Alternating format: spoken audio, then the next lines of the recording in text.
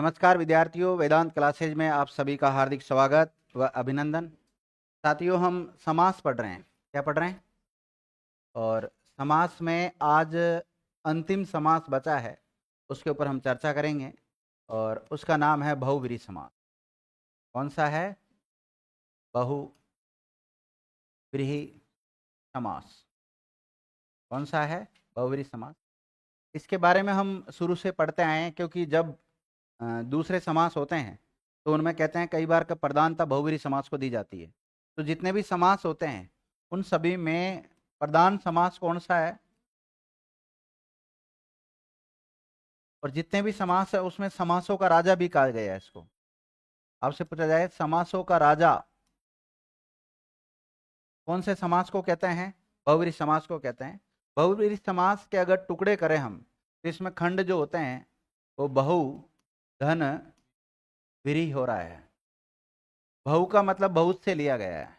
किससे लिया गया है? बहुत से लिया गया है। और व्रीहि का मतलब धान से लिया गया है। किससे लिया गया है? धान। तो अगर इसका विग्रह करते हैं हम तो बहुत है जिसके व्रीहि क्या हो जाएगा? बहुत है जिसके व्रीहि। तो कई बार तो ये बहुव्रीहि जो शब्द है ना, बहुव्रीहि शब्द की बात कर रहा हूं। इस बहुव्रीहि शब्द में वैसे तो कर्मधारय समास है। कौन सा है? कर्मधारय समास है। लेकिन इसमें बहुव्रीहि भी हो सकता है। बहुव्रीहि भी हो सकता है। और दोनों आ जाए तो प्रथम वरीयता किसको दे देना? बहुव्रीहि को दे देना। ठीक है। तो इसमें दोनों टाइप के समास हो सकते हैं। कौन कौन से? बहुव्रीहि और कर्मधारय हो सकते हैं। यहाँ बहुव्रीहि शब्द की बात करें अगर हम, तो इसमें अगर उपसर्ग पूछा जाए कि कितने उपसर्ग आ रहे हैं इसमें, तो एक उपसर्ग आ रहा है। कौन सा आ रहा है? एक उपसर्ग आ रहा है। एक कौन सा आ रहा है? बहु। कौन सा आ रहा है? बहु उपसर्ग आ रहा है। ध्यान रखना। क्या इसमें समास हो रहा है? संधि हो रही है? नहीं, संधि नहीं हो रही है इसमें। ध्यान रखना। जितने भी समास होते हैं उन सभी समासों में प्रधान समास कौन सा है? बहुव्रीहि। समासों का राजा किसे कहते हैं? समास में कम से कम दो पद होना जरूरी है। कितने पद? अब इसमें ना तो पहला पद प्रधान होता है और ना ही दूसरा पद प्रधान होता है, बल्कि कोई अन्य पद ही प्रधान होता है। अन्य पद ही क्या होता है? प्रधान होता है। या फिर हम ये कह सकते हैं ये किसी अन्य अर्थ में प्रयुक्त होता है। अन्य अर्थ में प्रयुक्त होता है, जिसे हम कहते हैं विशेष अर्थ में प्रयुक्त होता है। इसमें विशेष अर्थ में रूढ़ हो जाते हैं ये शब्द। किसमें? और जितने भी पौराणिक देवी देवता ऋषि मुनि जो भी है उनके जितने भी पर्यायवाची शब्द है वो सारे इसके अंतर्गत, इसके उदाहरणों में आते हैं। और इसका विग्रह करते समय हम वाला वाली का प्रयोग करते हैं। किसका? वाला या वाली या फिर है जो, या फिर है जो के जितने भी कार्य के रूप बनते हैं, जिसका जिसकी जिसने जिसमें, वो सारे बन जाते हैं इससे। ठीक है ना?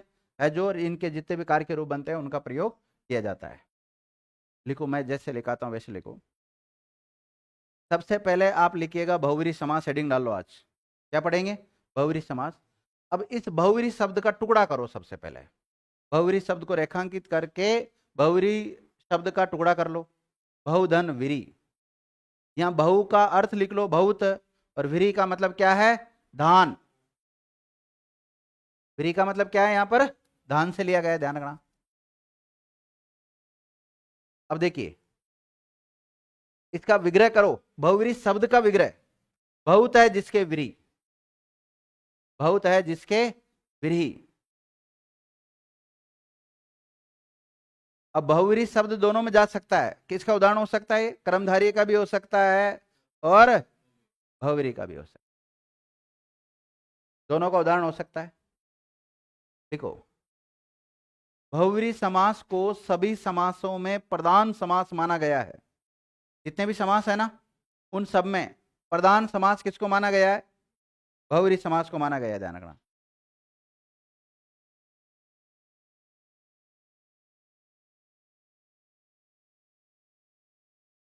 लिख लिया? बहुव्रीहि समास को प्रधान समास माना गया है। देखो, बहुव्रीहि समास को समासों का राजा भी कहते हैं। बहुव्रीहि समास को ही समासों का राजा भी कहते हैं। आपसे पूछा जाए समासों का राजा किसे कहते हैं? बहुव्रीहि समास को कहते हैं।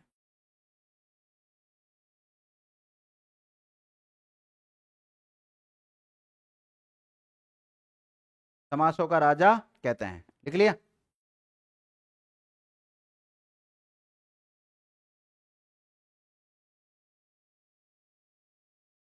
लिखिएगा, बहुव्रीहि समास में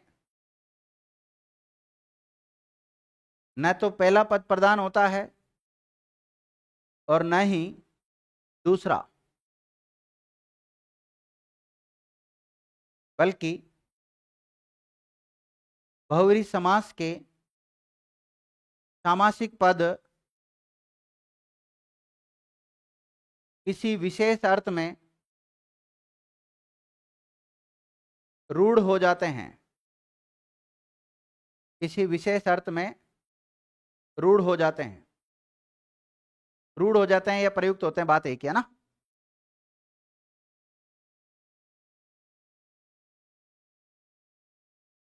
देखो, बहुव्रीहि समास में विग्रह करते समय, बहुव्रीहि समास का विग्रह करते समय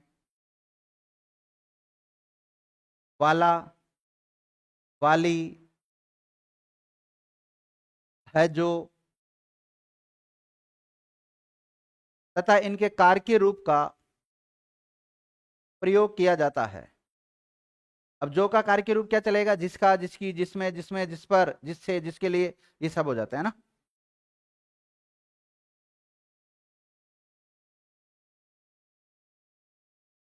लिखो,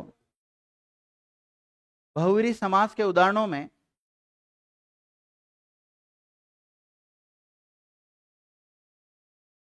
ज्यादातर पौराणिक, देवी देवताओं, ऋषि मुनियों, संत महात्माओं तथा प्रसिद्ध स्थलों, प्रसिद्ध स्थलों के नाम तथा उनके पर्यायवाची तथा उनके पर्यायवाची शब्द आते हैं, तथा उनके पर्यायवाची शब्द आते हैं। देखो, जितने भी देवी देवताओं के जो नाम है ना, वो आ जाते हैं, और साथ ही में उनके जो पर्यायवाची शब्द है वो भी आ जाते हैं। लिख लिया? जैसे उदाहरण लिखो, उदाहरण, वाक की है जो देवी। जैसे वाक की है जो देवी, शब्द क्या बनेगा? वाग्देवी बनेगा, ध्यान रखना। और वाग्देवी, देखो, वाग्देवी का आपसे पूछा जाए कि बहुव्रीहि समास के अनुसार विग्रह क्या होगा? वाक की है जो देवी, अर्थात किसके लिए आया है? सरस्वती के लिए आया जाए। तो देखो, सरस्वती का पर्यायवाची एक क्या मिलेगा आपको? वाग्देवी। देखो, मैंने पहले बताया था आपको, जब शुरुआत में समास पढ़ाना चालू किया था तब कहा था कि पर्यायवाची शब्दों का प्रयोग नहीं करते हैं। अब यहाँ पे पर्यायवाची शब्द का मतलब यह है कि वाक की जगह पे आपको वाणी नहीं लिखना है। विग्रह करते समय पर्यायवाची शब्दों का प्रयोग नहीं करना है, लेकिन बहुव्रीहि समास में तो पर्यायवाची शब्द आ सकते हैं, विग्रह में नहीं, शब्द केवल। जैसे वाग्देवी है, इसी प्रकार इसका जैसे पद्मासन आ जाएगा, उसके अलावा जो वीणा पाणी आ जाएगा, तो इसका वीणा पाणी भी बनेगा, ध्यान रखना। क्या बनेगा? वीणा पाणी भी बनेगा। अब लिखो दूसरा शब्द, वीणा पाणी। वीणा है पानी में जिसके, क्या बनेगा? वीणा है पानी में जिसके।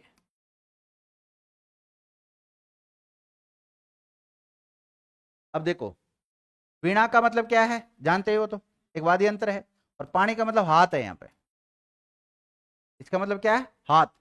अब देखो, यहां हमें विग्रह करते समय वीणा है हाथ में जिसके, ये नहीं लिखना है, लेकिन वीणा है पानी में जिसके, ये तो लिख सकते हैं।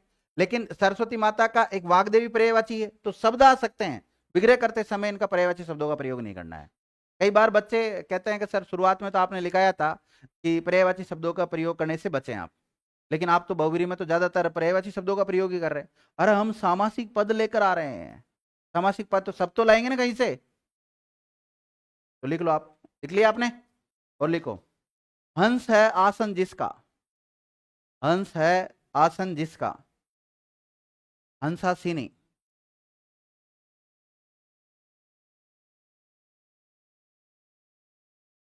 हंस है आसन जिसका, क्या बनेगा?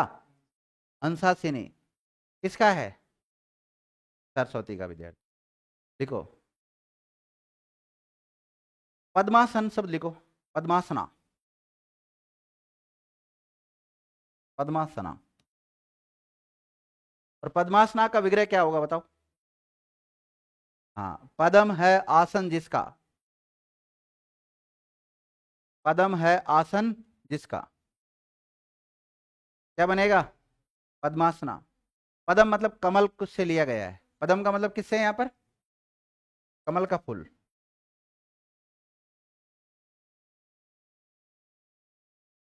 देखो विद्यार्थियों, हम पढ़ रहे हैं बहुव्रीहि समास। क्या पढ़ रहे हैं? बहुव्रीहि समास पढ़ रहे हैं। बहुव्रीहि समास में ना तो पहला पद प्रधान होता है, ना दूसरा पद प्रधान होता है। जैसे यहाँ पदम और आसन दोनों जो शब्द आए, ना तो आसन प्रधान है और ना पदम प्रधान है, बल्कि यहाँ पर सरस्वती के लिए आया है पूरा पद ही। किसके लिए रूढ़ हो चुका है? सरस्वती के लिए रूढ़ हो चुका है। इसी प्रकार देखो, इसे सभी समासों का प्रधान समास कहा जाता है और सभी समासों का राजा भी कहा जाता है इसको। क्योंकि आपने देखा होगा पीताम्बर शब्द में कर्मधारय भी था और बहुव्रीहि भी था, लेकिन हमने प्रथम वरीयता किसको दी थी? बहुव्रीहि को दी थी। तो प्रथम वरीयता के देने की वजह से इसको प्रधान समास कहते हैं, समासों का राजा कहते हैं। विग्रह करते समय वाला, वाली, है, जो का प्रयोग करते हैं, या जिनके जितने भी कार्य के रूप बनते हैं इनका प्रयोग किया जाता है। ज्यादातर इसमें देवी देवताओं के नाम, खुद के नाम आ जाते हैं, या उनके जो भी पर्यायवाची शब्द है वो सारे इसमें आ जाते हैं। ठीक है ना? और तो क्या पहचान बताइए, यही पहचान बताइए इसकी, है ना?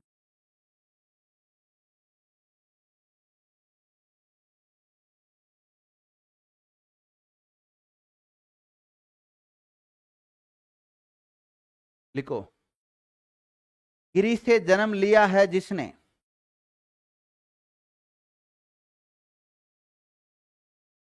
गिरी से जन्म लिया है जिसने, इसका सामासिक पद क्या बनेगा? गिरिजा।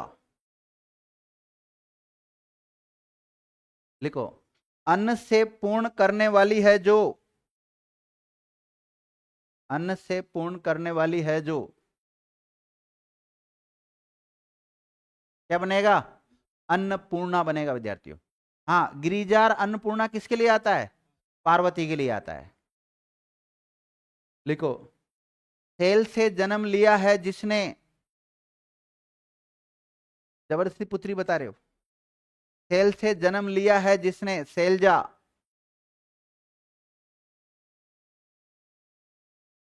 सेल से जन्म लिया है जिसने, क्या बनेगा? शैलजा। पार्वती का ही पर्यायवाची, ध्यान रखना। शैलजा। शैल मतलब पर्वत, और जा मतलब जन्म लेना, स्त्रीलिंग के लिए आया जा। वैसे जय का मतलब भी जन्म लेना ही होता है, जा का मतलब भी यहाँ पे जन्म से लिया गया है। लिखो, शैल की है जो नंदिनी, शैल की है जो नंदिनी भी हो जाएगा। शैल की है जो नंदिनी, नंदिनी का मतलब होता है पुत्री। क्या होगा? शैल नंदिनी हो जाएगा। और शैल नंदिनी भी किसको कहा गया है? पार्वती को कहा गया है विद्यार्थियों। लिख लिया? देखो, हिम की है जो सुता, क्या बनेगा? हिमसुता बनेगा। और हिमसुता किसे कहते हैं? पार्वती को ही कहते हैं। हिम मतलब हिमालय से लिया गया है। लिखो, जनक नंदिनी,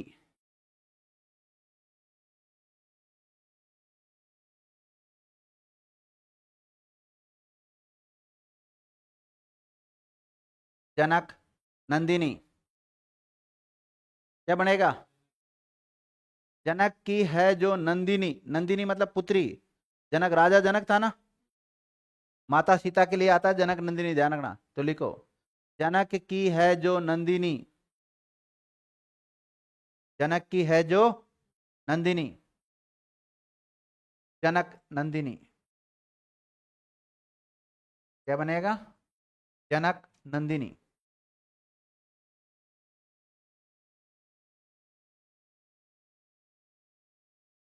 भूमिजा, शब्द लिखो भूमिजा। अब भूमिजा का विग्रह क्या होगा? भूमि से जन्म लिया है जिसने।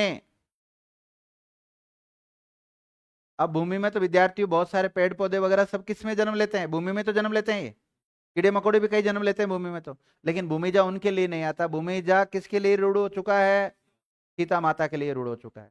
और दो दो पद आए हैं इसमें, देखो भूमि और जा, भूमि और जा, भूमिजा माता सीता के लिए आया है। लिख लिया? लिखो राम की है जो प्रिया,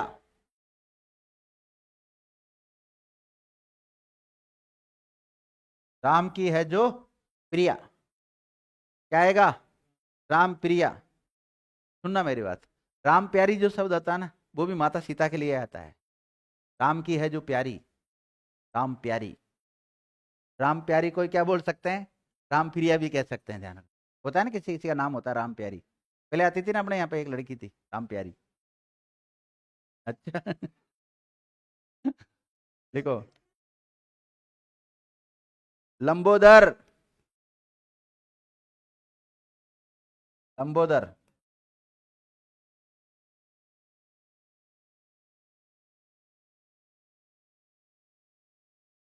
देखो लंबा है उदर जिसका, लंबा है उदर जिसका, क्या होगा इसका विग्रह?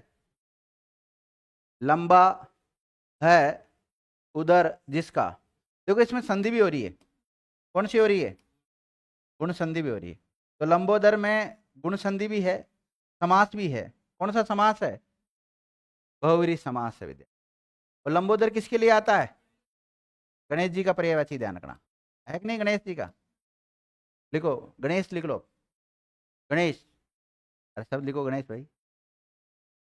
गणेश का क्या होगा? गणों के है जो ईश, गणों के है जो ईश, गणेश।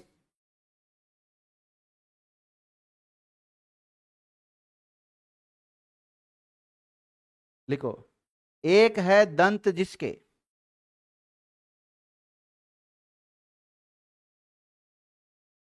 एक है दंत जिसके। अब एक छोटा बच्चा होता है, उसके भी एक दांत होता है ना कई बार। तो उसको क्या हम एक दंत कह सकते हैं? क्या गणेश जी कह सकते हैं उसको? उसको गणेश नहीं कह सकते, वो गणेश जी के लिए रूढ़ हो चुका है एक दंत, ध्यान रखना। और दो पद आ रहे हैं, एक और दांत, दो आ रहे हैं ना पद। और ये एक दंत शब्द किसके लिए रूढ़ हो चुका है? गणेश जी के लिए हो चुका है, लंबोदर के लिए रूढ़ हो चुका है। अब देखो समास सीखना कितना अच्छा है। या फिर जो वाक्यांश के लिए एक शब्द है ना, जैसे वाक्यांश के लिए एक शब्द क्या बनेगा? जैसे एक है दंत जिसके, तो उसके लिए केवल एक दंत शब्द यूज ले रहे हैं हम। ठीक है, गणों के है जो ईश, आज हम गणेश जी के मंदिर जाकर आए, है ना। तो इसकी जगह क्या बोलते हैं फिर? आज हम गणों के है जो ईश के मंदिर जाकर आए। तो सेंटेंस लंबा हो जाता ना। तो सेंटेंस को छोटा करने के लिए ही समास की, या फिर वन वर्ड जिसको बोलते हैं हम, अनेक शब्दों के लिए एक शब्द जो टॉपिक होता है उसकी जरूरत पड़ती है। हाँ, क्या लिखा है? लिखो मूसक है वाहन जिसका,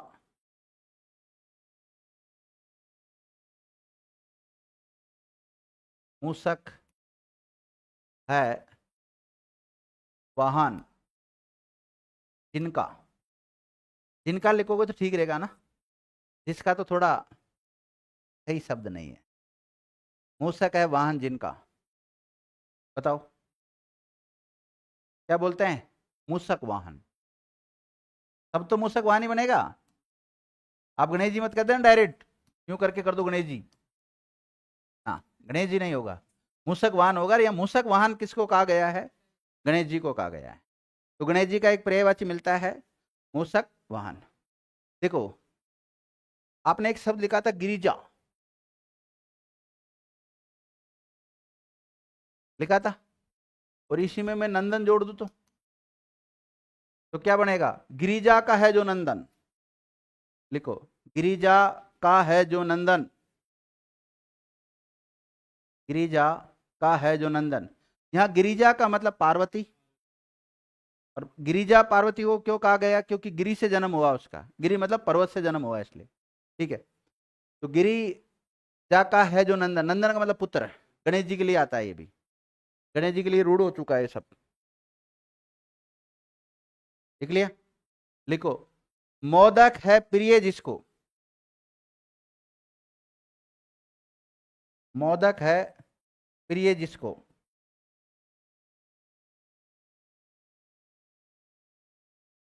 मोदक है प्रिय जिसको, क्या बनेगा? मोदक प्रिय। अब मोदक प्रिय भी गणेश जी का पर्यायवाची, ध्यान रखना।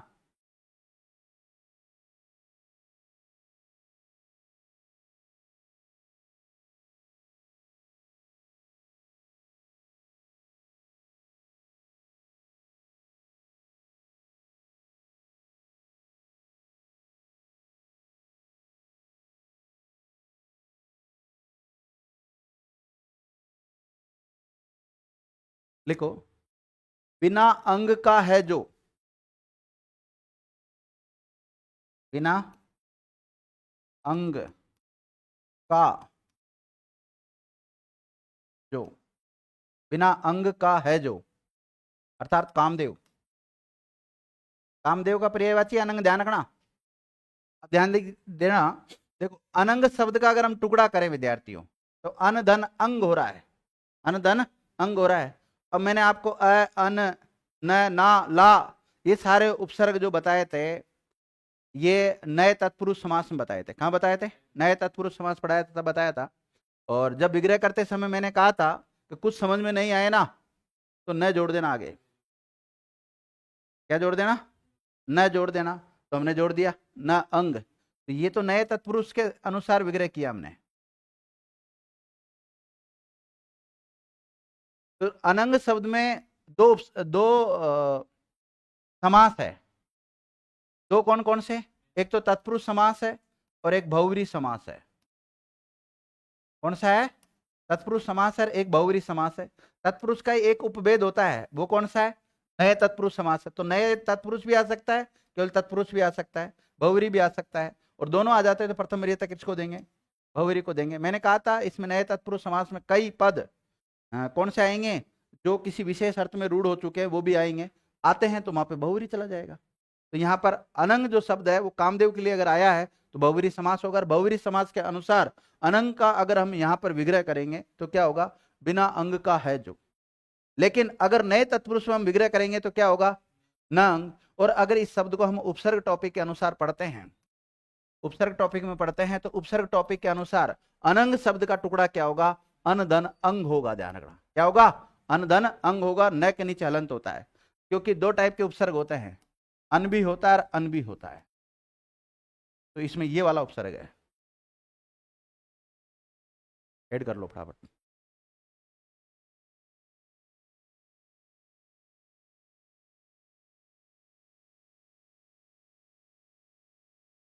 लिख लिया?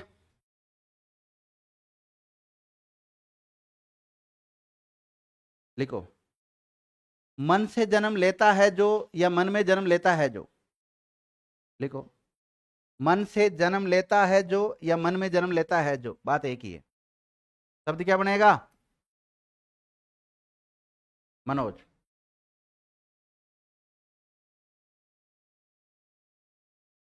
लिख लिया? लिखो रति का है जो कांत। देखो मनोज शब्द भी कामदेव का पर्यायवाची, ध्यान रखना। रति का है जो कांत, रतिकांत शब्द बनेगा, ये भी कामदेव का पर्यायवाची है। लिख लिया? लिखो कुसुम सर।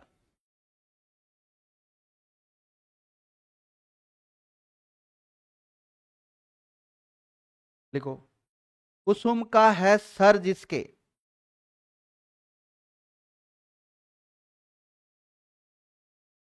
कुसुम का है सर जिसके, देखो कुसुम का मतलब पुष्प से लिया गया है, और सर का मतलब बाण। तो जिनका फूलों का बाण बना हुआ है वो कामदेव का है, ध्यान रखना। कामदेव का जो बाण है वो किसका बना हुआ है? फूलों का बना हुआ है। देखो, मन में सर्जित होता है जो, मन में सर्जित होता है जो, क्या बनेगा? मनसिज। और मनसिज किसका पर्यायवाची है? कामदेव का पर्यायवाची। ध्यान देना विद्यार्थियों, बहुव्रीहि समास आपकी बहुत मदद कर रहा है। आपको संधि ये सिखा रहा है, उपसर्ग ये सिखा रहा है, समास ये सिखा रहा है। उसके अलावा पर्यायवाची शब्द भी आपको सीखने को मिल रहे हैं, ध्यान रखना। और जैसे आप पर्यायवाची शब्द पढ़ोगे ना, तो आपके बहुव्रीहि जो टॉपिक है बहुव्रीहि समास, ये और मजबूत हो जाता है। बताओ, आप खुद ही बताओ, पर्यायवाची शब्द कितने सारे हैं? बहुत सारे हैं। सारे पर्यायवाची शब्द हम यहाँ पे नहीं लिख सकते, केवल एक प्रैक्टिस कर सकते हैं थोड़े बहुत बहुव्रीहि समास लिखकर। लिख लिया? आगे लिखो विद्यार्थियों। पीत है अंबर जिसके वह, पीत है अंबर जिनके वह। पीतांबर शब्द कई जगह जाता है, लेकिन यह बहुव्रीहि समास के अनुसार तो पीतांबर शब्द विष्णु भगवान के लिए रूढ़ हो चुका है। किसके लिए? और विष्णु का ही रूप है कृष्ण भगवान, तो विष्णु या कृष्ण के लिए पीतांबर शब्द आता है। और विग्रह करेंगे, क्या करेंगे? पीत है अंबर जिसके वह। पीत मतलब पीला, और अंबर मतलब वस्त्र। लिखो, मुर्का है जो अरी, मुर्का है जो अरी। मुरारी बनेगा विद्यार्थियों, क्या बनेगा? मुर्का है जो अरी, मुरारी। इसमें संधि भी हो रही है, कौन सी? दीर्घ संधि हो रही, ध्यान रखना। दीर्घ स्वर संधि का उदाहरण भी है मुरारी। मुर्का है जो अरी, मुर एक राक्षस है, अरी मतलब शत्रु होता है। मुर एक राक्षस का नाम है, राक्षस का नाम है। और अरी का मतलब क्या होता है? शत्रु होता है। लिख लिया? लिखो, वर्ज का है जो वल्लभ,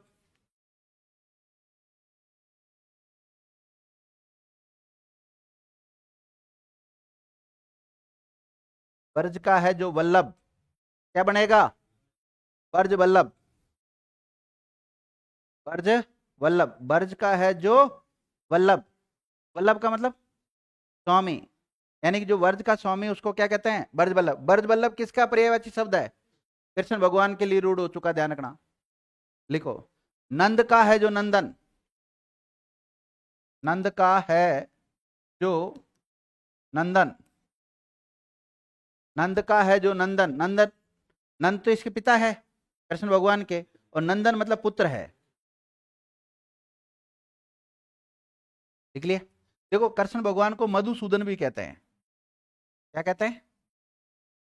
मधुसूदन भी कहते हैं। लिखो, मधु का सूदन किया है जिसने वह, मधु का सूदन किया है जिसने। मधु एक राक्षस है, मधु क्या है? एक राक्षस है। और सूदन का मतलब वध करना। तो मधु, मधु नामक राक्षस का वध किया है जिसने, मधुसूदन है ना, इसलिए इसको मधुसूदन कहते हैं। कृष्ण भगवान का पर्यायवाची, ध्यान रखना। लिख लिया? देखो, इसको कंसारी भी कहते हैं। क्या कहते हैं? भगवान कृष्ण को क्या कहते हैं? कंसारी कहते हैं। इस शब्द का टुकड़ा करें सबसे पहले। कंस मामा था ना इसका, अरी। कंस का है जो अरी, अरी मतलब शत्रु। अब कंस का शत्रु तो कौन है? कृष्ण भगवान ही है।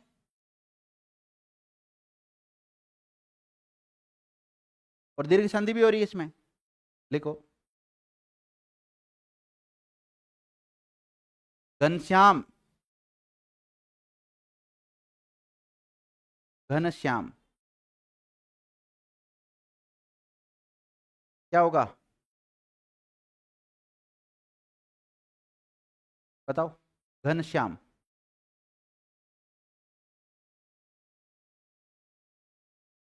देखो घन मतलब बादल, और इनका जो वर्ण है वो कैसा है, सांवला है।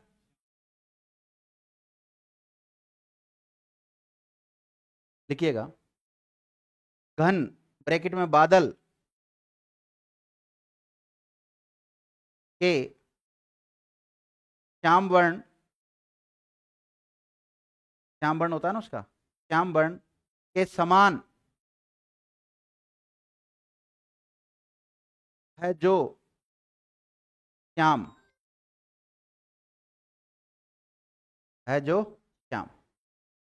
प्रॉपर तो ये होगा, और अगर ये ना मिले ना आपको तो ऐसे लिख लेना, घन के समान श्याम। क्या हो जाएगा, घन के समान है जो श्याम, घन के समान है जो श्याम।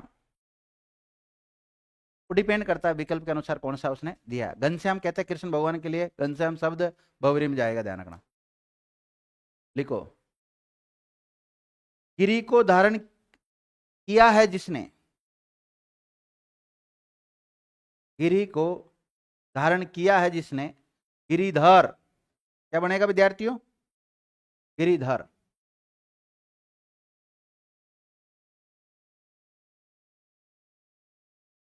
गिरिधर बनता है। हम सामान्य गिरिधर होता है वैसे तो, सब तो मुख्य रूप से तो गिरिधर शब्द है, बाकी तो इसको गिरधर भी कहते हैं हम।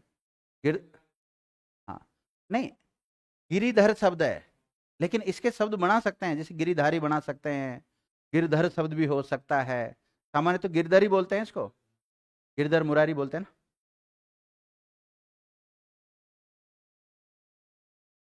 और लिखो, नाक का है जो पति,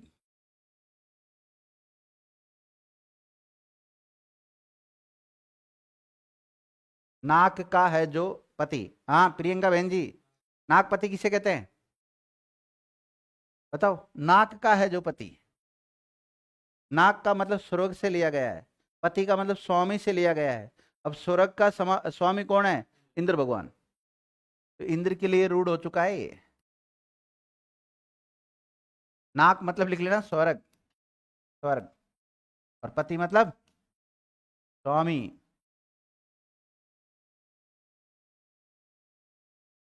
लिखो, सची का है जो पति, सची पति हो जाएगा, सची का है जो पति, सची का है जो पति क्या बनेगा, सचीपति बन जाएगा विद्यार्थियों।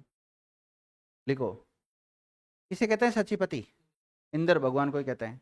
लिखो, देवों का है जो राजा, देवों का है जो राजा, देवराज। देव मतलब देवता। देखो, वज्रायुध,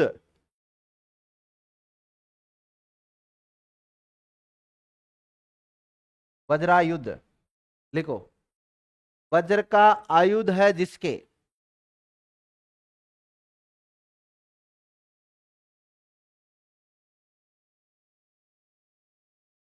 आयुध है जिसके।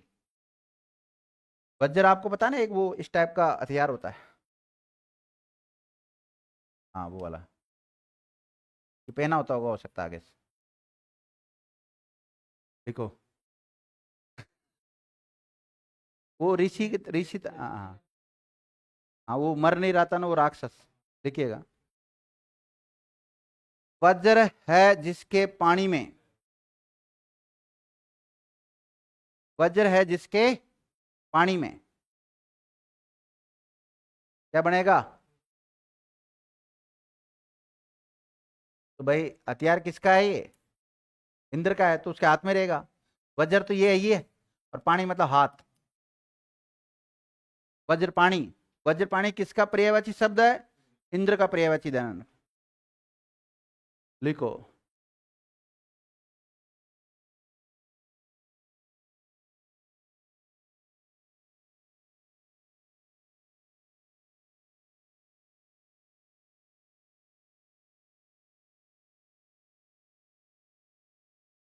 दीर्घ संधि हो जाएगी, अक्षी का अक्ष हो जाएगा। लिखो, सहस्र है अक्षी जिसके, सहस्र है अक्षी जिसके, अक्षी मतलब आंख, सहस्र मतलब हजार, सहस्र मतलब हजार।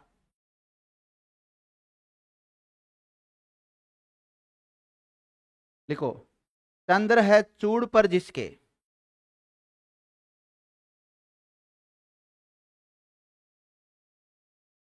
हाँ भाई, ये सहस्राक्ष किसको कहते हैं? ये भी इंद्र को कहते हैं। चंद्र चूड़ लिखो, चंद्र है चूड़ पर जिसके, चूड़ मतलब चूड़ा, चूड़ा मतलब सिर, चूड़ का मतलब सिर से लिया गया है। इसके सिर पर चांद है,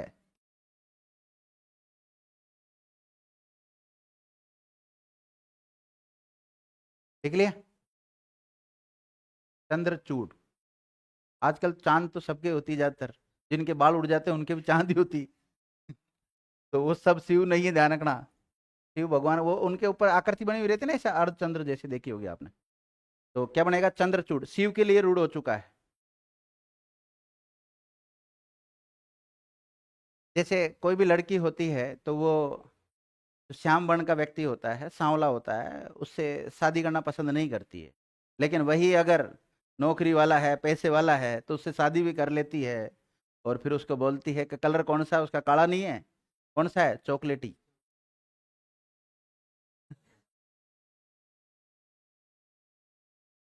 चॉकलेटी कलर बताती है उसको।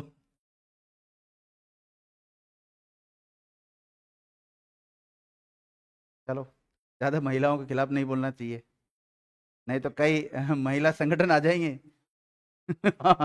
महिलाओं के पक्ष में बुक निकाली है। चलो, क्या लिखा है? देखो, पशुओं का है जो पति, पशुओं का है जो पति, पशुपति। यहाँ पशु का मतलब हम सब, चाहे इसमें जानवर हो, व्यक्ति हो, कुछ भी हो, सब पशु ही है। हाँ, जितने भी प्राणी, जीव जंतु जितने भी है, वो सब आ जाते हैं पशु। पशुओं का है जो पति, पशुपति किसको कहते हैं? लिखो, स्थूल है पानी में जिसके,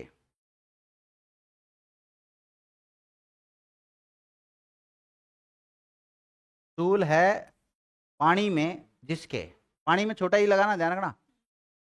तो क्या बनेगा? सूल पानी, सूल का मतलब वो कांटा टाइप में है ना, त्रिशूल से लिया गया है। और पानी का मतलब हाथ, हाथ में है ना त्रिशूल उनके, इसलिए कहते हैं। लिखो, चंद्र है मौली पर जिसके, चंद्रमौली हो जाएगा, चंद्रमौली। मौली मतलब मस्तक।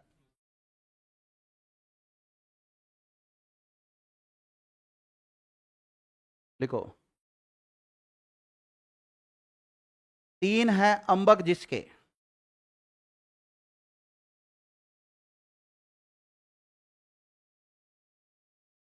तीन है अंबक जिसके, अंबक का मतलब नेत्र, तीन का मतलब, त्रि का मतलब तीन, क्या बन जाएगा शब्द? त्र्यंबक शब्द बन जाएगा। हाँ, आयुष बताएगा। कौन सी संधि हो रही है?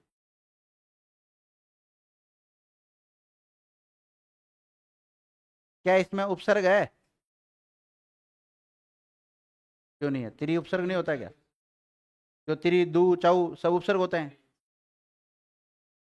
उपसर्ग तो है ना, केवल संस्कृत के 22 उपसर्ग होते हैं, उनके अलावा उपसर्ग नहीं होते क्या? तो फिर संधि बताओ। यण स्वर संधि, ध्यान रखना। यण स्वर संधि का कौन सा नियम काम कर रहा है? पहला नियम क्या है? ई के बाद में कोई असमान स्वर आता है,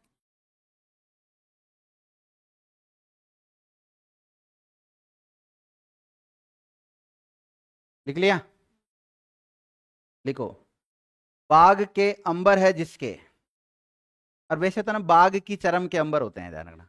लिखो, बाघ की चरम के अंबर है जिसके, बागांबर। क्या बनेगा? बागांबर।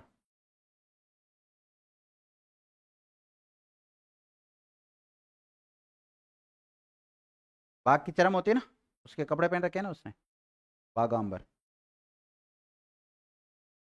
लिखो, हिरण्य का गर्भ है जिनके, या जिसका, हिरण्य का गर्भ है जिसका, हिरण्य गर्भ,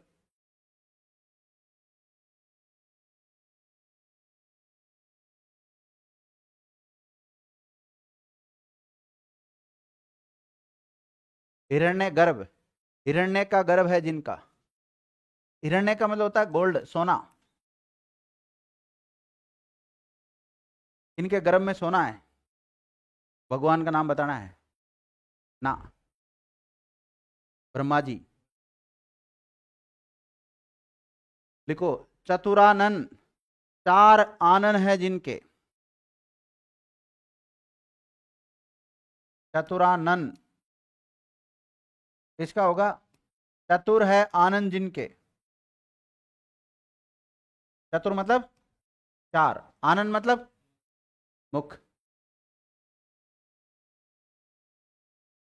लिखो, चतुर्मुख, चार है मुख जिसके, चतुर्मुख बन जाएगा, चतुर्मुख। लिख लिया। लिखो, वज्र के समान अंग है जिसके,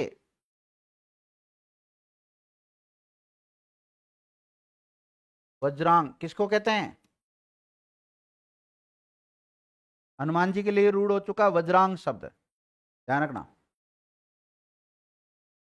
लिखो, अंजनी सुत, अंजनी का है जो सुत,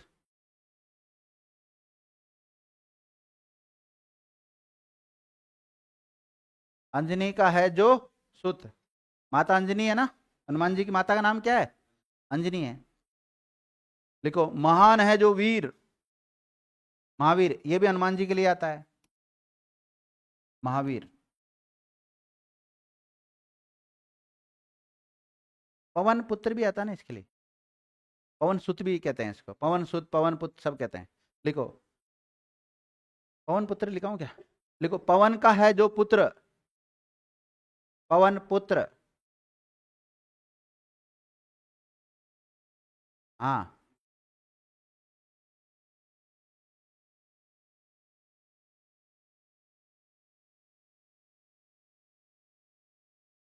ए का आ हो जाता है, आ, ज, सुनो सुनो, अंजनी का है जो ए मतलब पुत्र, संतान बोधक, संतान बोधक प्रत्यय, अपत्यवाचक, तदित प्रत्यय, या फिर संतान बोधक, संतान बोधक तदित प्रत्यय। अंजनी तो जानते हैं आप, माता अंजनी के लिए आया है, तो अंजनी का पुत्र कौन, आंजनेय, ये प्रत्यय के नियम के अनुसार शब्द बना है। अंजनी का है जो ए के ब्रैकेट में पुत्र, ए का मतलब पुत्र बता दिया ना मैंने आपको। इसी प्रकार मरुत सुत, मरुत सुत, मरुत का है जो सुत, मरुत मतलब पवन, हवा, हवा लिख देता हूं, सुत मतलब पुत्र, मरुत सुत भी आता है इसके लिए, क्या आता है, मरुत का है जो सुत।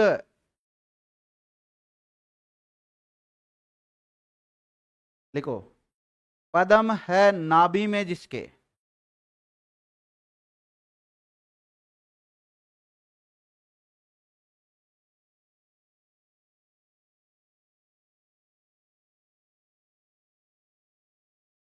पदम है नाभि में जिसके, पदम नाभ, क्योंकि आपको पता है समास में नाभि का क्या हो जाता है, नाभ हो जाता है। लिखो, चतुर्भुज,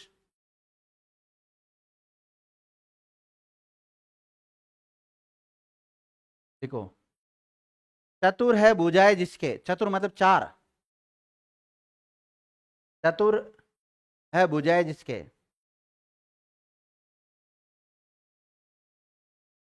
लिख लिया। लिखो, पुंडरी काक्स, पुंडरी काक्स,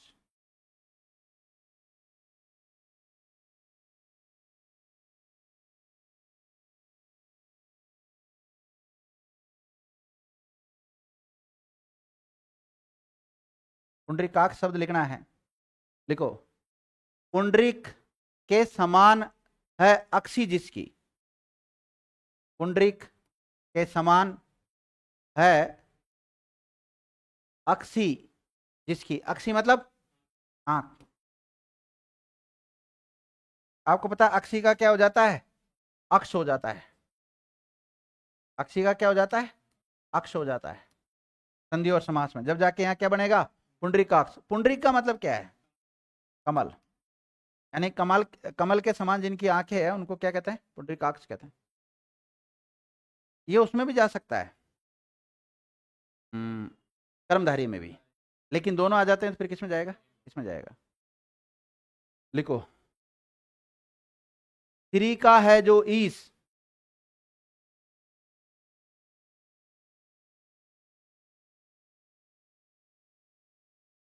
श्री का है जो ईश,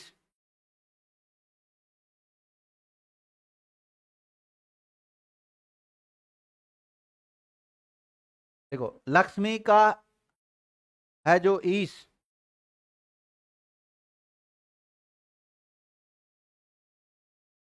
देखो चक्कर है पानी में जिसके, चक्कर है पानी में जिसके, चक्कर पानी। देखो यहाँ लक्ष्मी जो शब्द है ना, इसमें संधि भी हो रही है। लक्ष्मी धन ईश, कौन सी संधि हो रही है? दीर्घ संधि हो रही है, ध्यान रखना। तिरिस में कौन सी संधि हो रही है?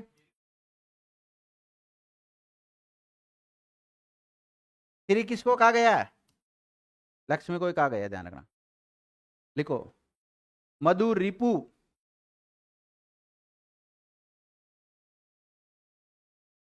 मधु रिपु।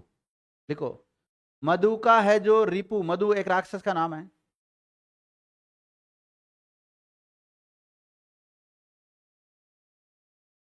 लिखो, शेष स्याई,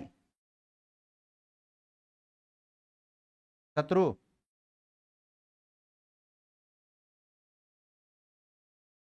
शेष स्याई लिखो आप, शेष स्याई। लिखो, शेष पर शयन करते हैं जो, शेष पर शयन करते है जो, शेष मतलब शेषनाग। और कहते हैं विद्यार्थी शेषनाग को ही लक्ष्मण का अवतार माना जाता है। नहीं, शेषनाग का अवतार ही लक्ष्मण को माना जाता है। हाँ, क्योंकि ये तो सतयुग की बात है।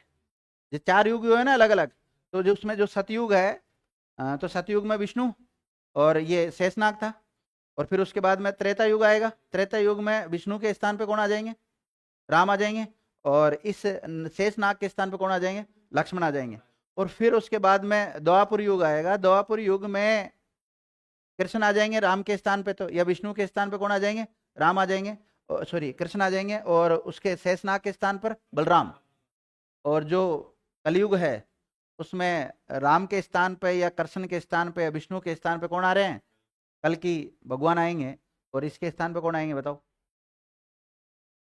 पता नहीं, मुझे तो पता नहीं, खुद देख लेना आएंगे जब देखेंगे। आने भी नहीं चाहिए, अगर ये आ गए ना तो मान लेना ये युग पूरा समाप्त हो जाएगा एक प्रकार से।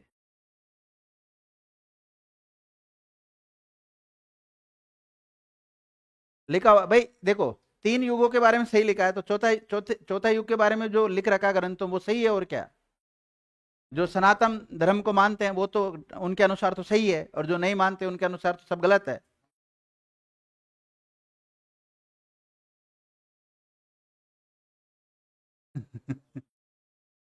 ये देखना मत, क्योंकि इसमें हम बचेंगे नहीं, इसमें कोई भी व्यक्ति नहीं बचेगा।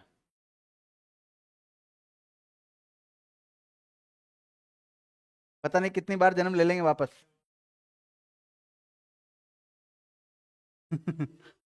लिखो, क्या लिखा आपने? लिखो, दशरथ नंदन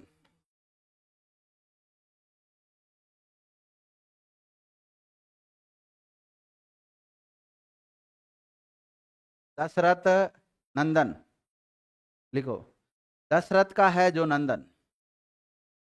अब दशरथ नंदन, दशरथ के क्या एक ही पुत्र थोड़ी था, लेकिन दशरथ नंदन के नाम से केवल एक शब्द के लिए रूढ़ हो चुका है, राम के लिए। लिखो रघुनाथ, रघु का है जो नाथ।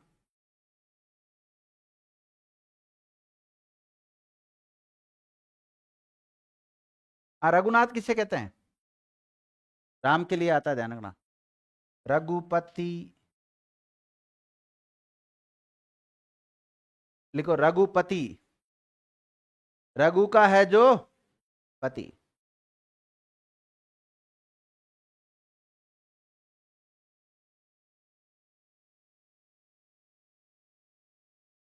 हलधर, हल को धारण करता है जो। अब ऐसे तो किसान भी धारण करता है, लेकिन बलराम के लिए आएगा।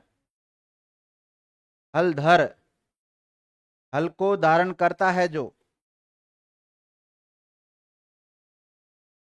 रघु का मतलब रघुकुल से लिया गया है, रघुकुल का है जो पति।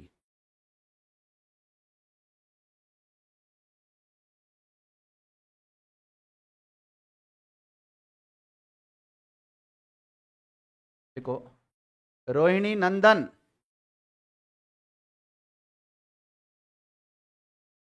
रोहिणी का है जो नंदन, ये भी बलराम के लिए आता है, ध्यान रखना।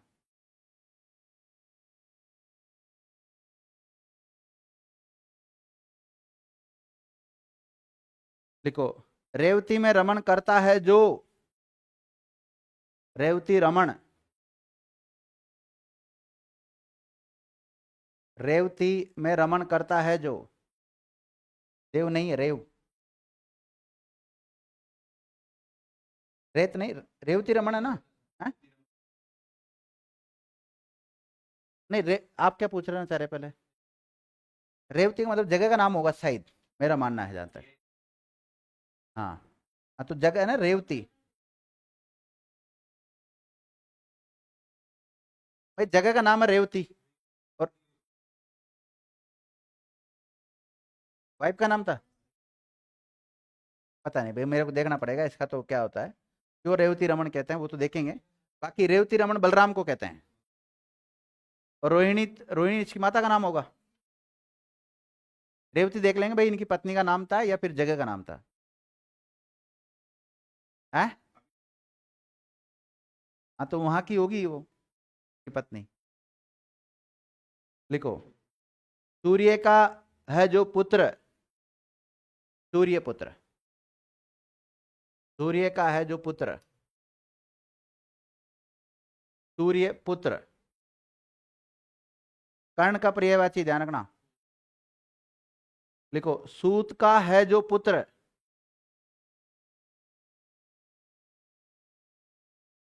सूत का है जो पुत्र, सूत पुत्र।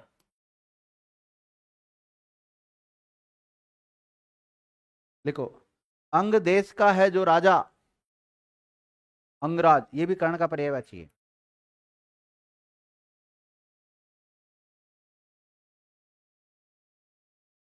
लिखो सिंह है वाहन जिसका, सिंह वाहिनी।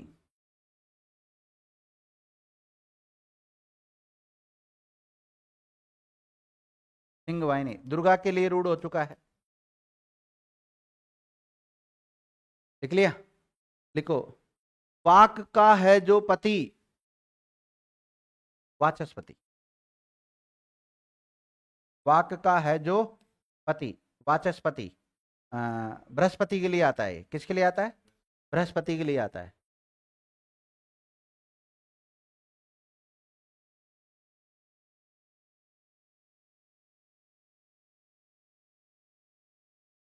लिखो युद्ध में स्थिर रहता है जो, युधिष्ठिर।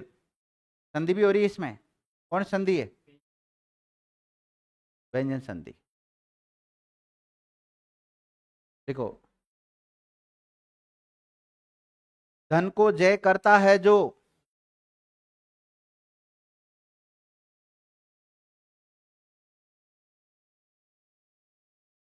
अर्जुन का पर्यायवाची है।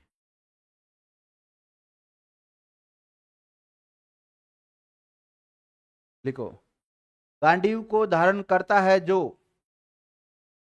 गांडीव मतलब धनुष, गांडीव को धारण करता है जो, गांडीवधारी, और गांडीव का मतलब क्या है, धनुष। अर्जुन का पर्यायवाची ध्यान रखना।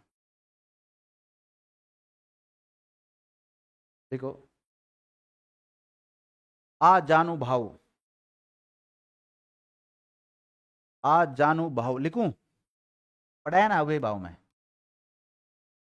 अव्यय भाव में जाता है ये, लेकिन ये रूढ़ हो चुका है किसके लिए, श्री राम के लिए रूढ़ हो चुका है। क्या होगा इसका, जिनकी बाहें जानू तक है, हाँ, जानू मतलब घुटने, जिनकी बाहें जानू तक है, ठीक है, कहते हैं आ जानू भाव, यानी कि राम के लिए रूढ़ हो चुका है सब। लिख लिया, और लिखो, कपियों के है जो ईश्वर, कपि मतलब वानर, तो क्या बनेगा, कपीश्वर।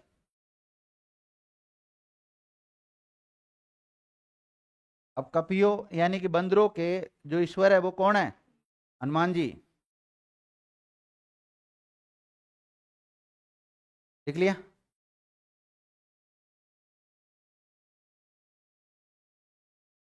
महान है जो ईश्वर,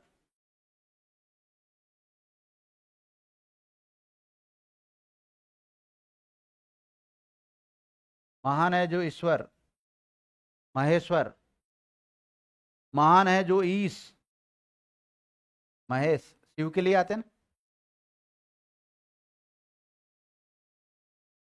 नीला है कंठ जिनका, नीलकंठ, किसके लिए आता है, शिव जी के लिए आता है विद्यार्थी।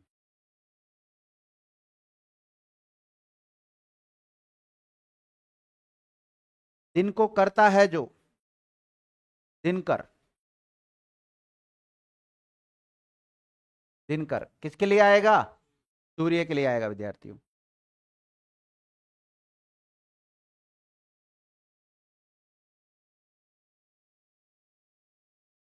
देखो, आदित्य सनु,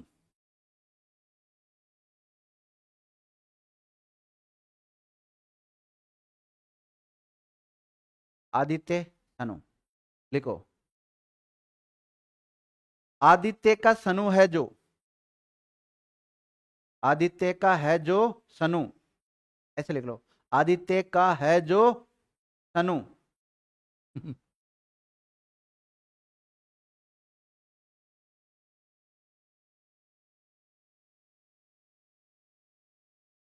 आदित्य का है जो सनु, लिखो, रवि नंदन, रवि नंदन, रवि का है जो नंदन, रवि का है जो नंदन, कर्ण के लिए आता है, रवि मतलब सूर्य, नंदन मतलब पुत्र।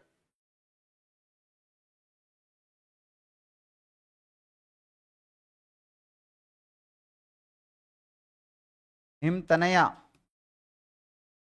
हिम की है जो तनया, तनया मतलब पुत्री।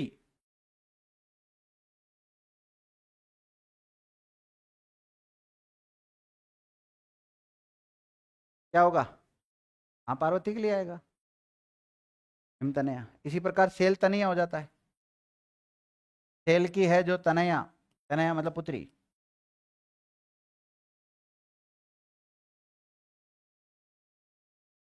लिखो, पुरुषों में है जो उत्तम, पुरुषोत्तम, पुरुषों में है जो उत्तम, पुरुषोत्तम किसके लिए रूढ़ हो चुका है, भगवान श्री राम के लिए रूढ़ हो चुका है, ध्यान रखना। लिख लिया, अष्ट है भुजाएं जिनके, अष्टभुजा,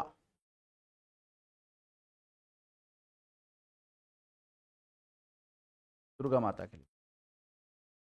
अष्ट है भुजाएं जिनके, अष्टभुजा बनेगा, ध्यान रखना।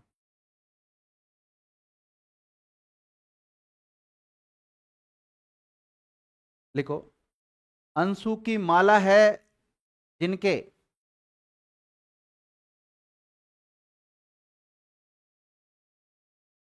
अंशुमाली, अंशुओं की माला है जिसके, अंशुमाली, सूर्य के लिए, अंशु मतलब किरण,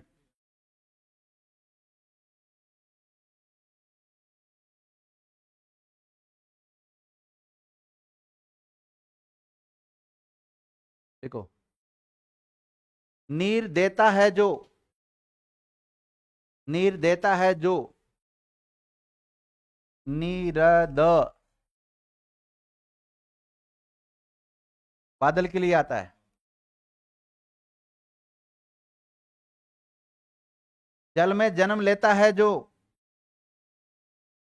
जलज, कमल के लिए रूढ़ हो चुका है।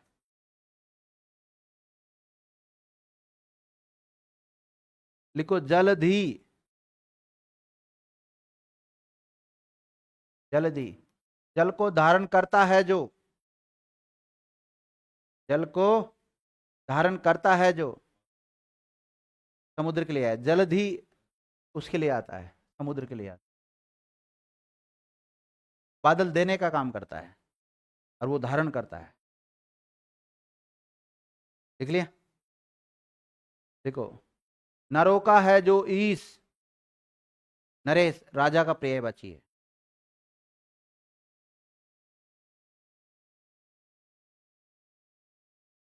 ठीक है विद्यार्थियों, तो हम तो इतने उदाहरण लिखेंगे, बाकी आप अन्य उदाहरणों की प्रैक्टिस कर सकते हैं। बहुत सारे उदाहरण मैंने बुक में दे रखे हैं, उसमें से आप पढ़ सकते हैं। ठीक है ना? तो आज की क्लास को यहीं विराम देते हैं और मेरी तरफ से समास टॉपिक कंप्लीट हो गया है। कल हम कोई नए टॉपिक के ऊपर चर्चा करेंगे, है ना? धन्यवाद विद्यार्थी।